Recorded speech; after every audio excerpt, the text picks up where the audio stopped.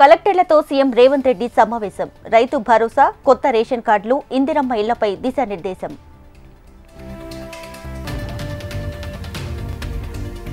ఎర్రవల్లిలో మాజీ సీఎం కేసీఆర్తో కేటీఆర్ భేటీ. ఫార్ములా ఈ కార్ రేసు కేసు, ఏసీబీ విచారణపై చర్చ. మరోసారి ఏసీబీ ముందుకు బిఎల్ఎన్ రెడ్డి. హెచ్ఎండీఏ నుంచి 45 కోట్ల బదిలీపై ప్రశ్నలు.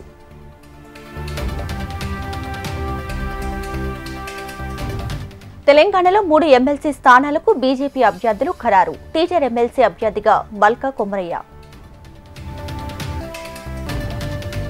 అమరావతి అభివృద్ధి పనులకు సీఆర్డీఏ టెండర్లు, బిడ్లు దాఖలు చేసేందుకు ఈ నెల 31 వరకు గడువు.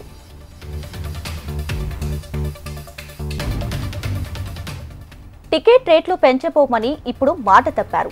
అసెంబ్లీలో ప్రకటించిన దానికే విలువ లేదా అంటూ Harish Rao fire. Hyderabad cyber crime పోలీసులు భారీ ఆపరేషన్. 5 కోట్ల మోసాలకు పాల్పడ్డ 23 మంది సైబర్ నేరగాళ్లు అరెస్ట్.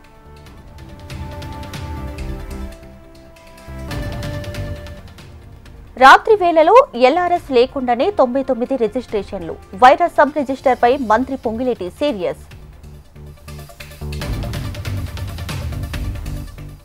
మూసీలో వ్యర్థాల డంపింగ్పై హెచ్ఎంటీవీ కథనానికి స్పందన. హైడ్రా ఆదేశాలతో వ్యర్థాలు తొలగించిన రాజపుష్ప సంస్థ.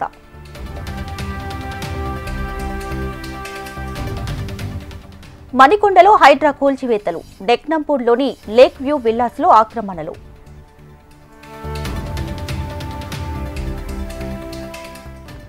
హైదరాబాద్ వడస్థలిపురంలో మాయలేడి. ప్రేమ పెళ్లి పేరుతో అమాయకులకు వలపన్ను.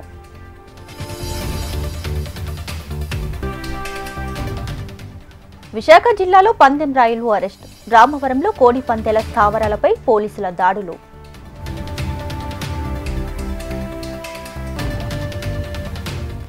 ప్రైవేట్ ట్రావెల్స్ పై రవాణా శాఖ అధికారుల దాడులు. నిబంధనలకు విరుద్ధంగా నడుస్తున్నటువంటి బస్సులపై చర్యలు. సంక్రాంతికి టీజీఎస్ఆర్టీసీ ప్రత్యేక సర్వీసులు. ఈసారి 6000 పైచిలకు ప్రత్యేక బస్సులు ఏర్పాటు.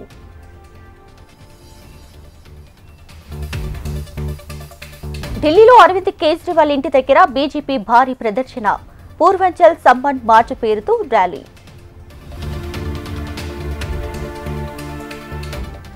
రోహింగ్యాలను సాకుగా చూపి దళిత ఓట్లు తొలగిస్తున్నారు. బీజేపీపై కేజ్రీవాల్ ఆరోపణలు.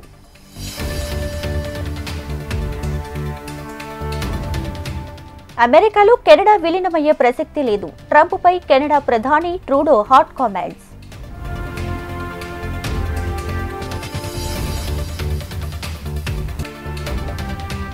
వరుసగా 3వ రోజు నష్టాలే. సెన్సెక్స్ 241, నిఫ్టీ 95 పాయింట్లు లాస్.